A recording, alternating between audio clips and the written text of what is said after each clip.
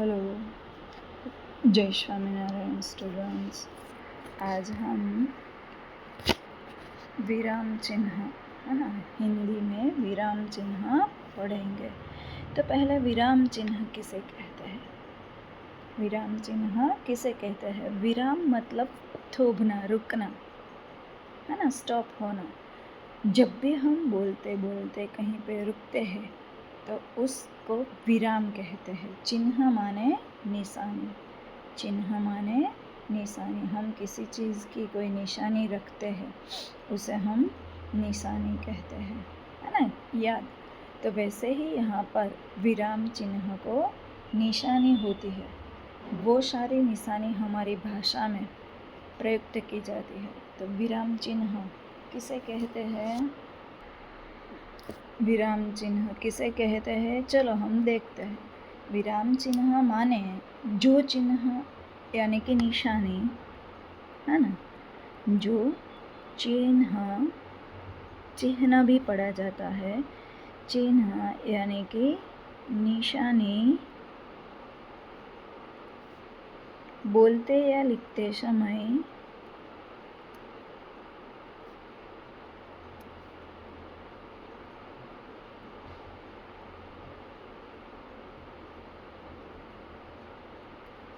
या फिर पढ़ते समय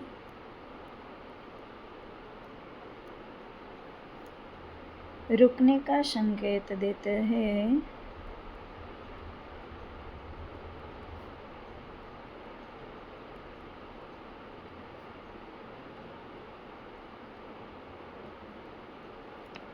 उसे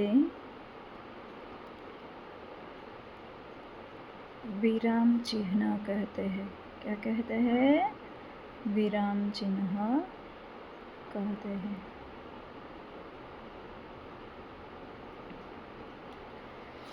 तो इस प्रकार से विराम चिन्ह हमारी पाठ्य पुस्तक में भी दिया गया है। तो हम पहले यहाँ पर ऐसे ही समझ लेते हैं किसे कहा जाता है, बाद में हम पाठ्य पुस्तक में देख लेंगे। तो विराम चिन्ह के तो कई सारे, हम जब आगे जाकर पढ़ेंगे तब तो कई सारे ऐसे 13 या 14 उसके प्रकार यानी माने भेद, है ना, विराम चिन्ह के भेद।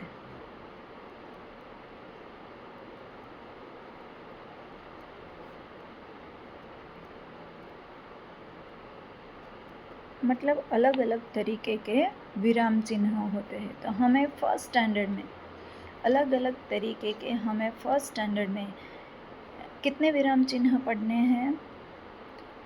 3 विराम चिन्ह पढ़ने हैं। फर्स्ट वन है पूर्ण विराम, जिसकी निशानी, जिसे फुल स्टॉप कहा जाता है, जिसकी निशानी ऐसी स्टैंडिंग लाइन जैसी होती है, जिसकी निशानी ऐसी स्टैंडिंग लाइन जैसी होती है। और दूसरा है अल्प विराम,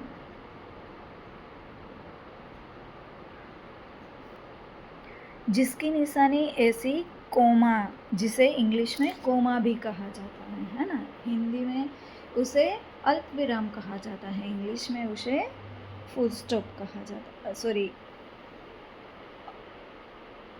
कोमा कहा जाता है।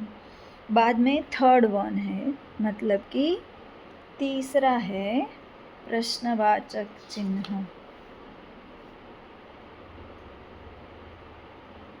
प्रश्नवाचक चिन्ह माने निशानी, उसकी साइन ऐसी होती है। निशानी मानी साइन, निशानी माने साइन। तो साइन इस प्रकार से तीनों चिन्हों की साइन होते हैं और इसे हमें पाठ्य पुस्तक के आधार पर आज हमें उसे पढ़ना है। देखिए कैसे होते हैं, मतलब कि हमें एक एग्जाम्पल देते हैं कि जब भी हम बोलते बोलते कहीं पे रुकते हैं, जब भी हम बोलते बोलते कहीं पे रुकते हैं, तो जैसे कि हमें पूरी तरीके से रुकना है, हमारी बात पूरी हो जाए। जब हमारी बात पूरी हो जाए तो हम पूरे तरीके से रुक जाते हैं। राम घर आया, तो हमने हमारी बात पूरी कर ली, हमने हमारी बात पूरी कर ली। तो हम पूरी बात करने के बाद जहाँ पे स्टॉप होते हैं वहाँ पे पूर्ण विराम लगाया जाता है, और जहाँ पर हमें आधा अधूरा बात बोलते हुए रुकना पड़े, बात बोलते बोलते आधा अधूरा रुकना पड़े, वहाँ पर हमें अल्प विराम लगाना चाहिए। देखिए, जैसे कि माँ, सेब, फिर अल्प विराम, फिर आलू, फिर अल्प विराम, फिर गाजर,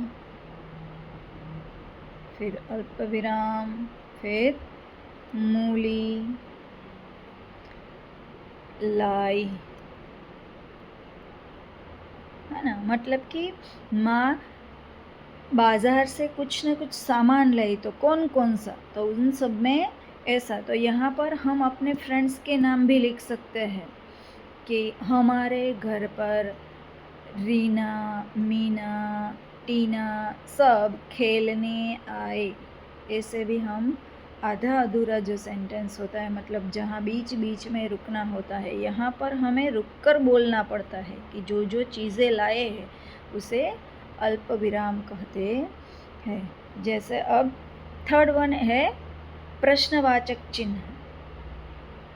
तो हम किसी से कुछ पूछते हैं, किसी से कुछ पूछते हैं, आपका क्या नाम है, आपका क्या नाम है, या तो आपका नाम क्या है।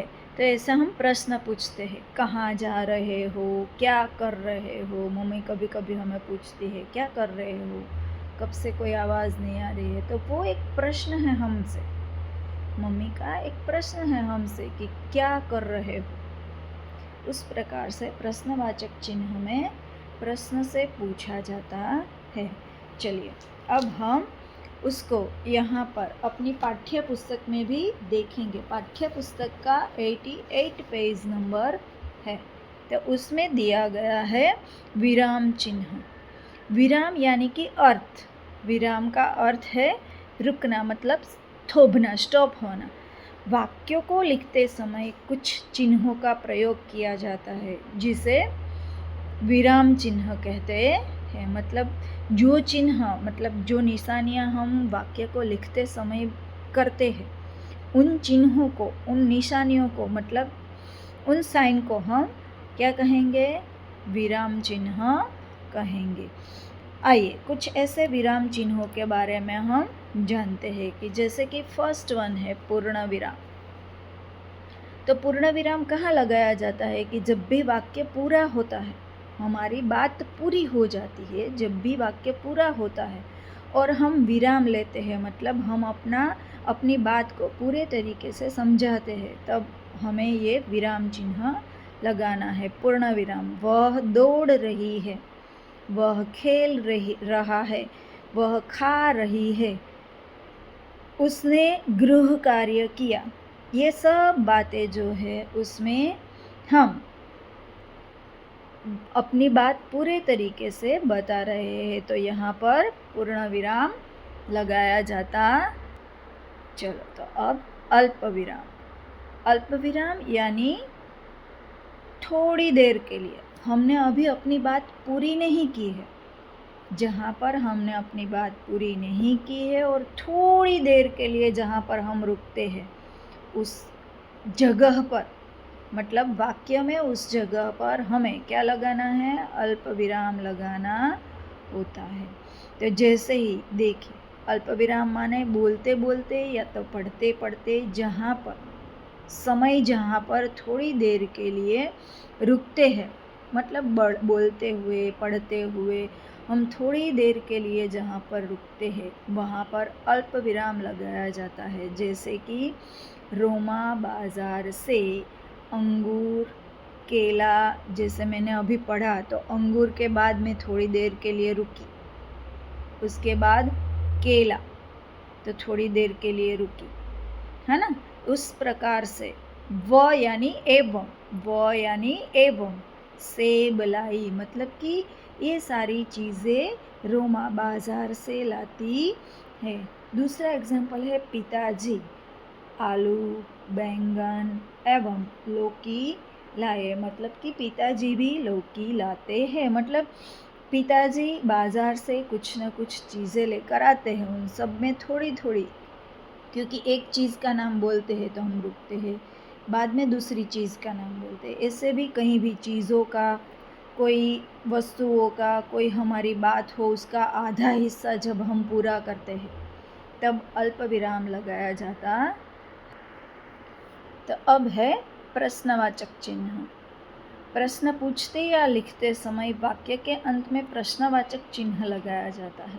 मतलब कि हम किसी से कुछ पूछते हैं, किसी से कुछ मांगते हैं या तो कुछ बताना होता है, तब भी हम प्रश्न पूछकर कभी कहते हैं, कभी कभी हम प्रश्न पूछकर बताते हैं। तब हम जो बात बता रहे हैं या तो पूछ रहे हैं, उसमें जहाँ पर हमें कुछ प्रश्न जैसा लगता है उसे प्रश्नवाचक चिन्ह कहा जाता है। मतलब कि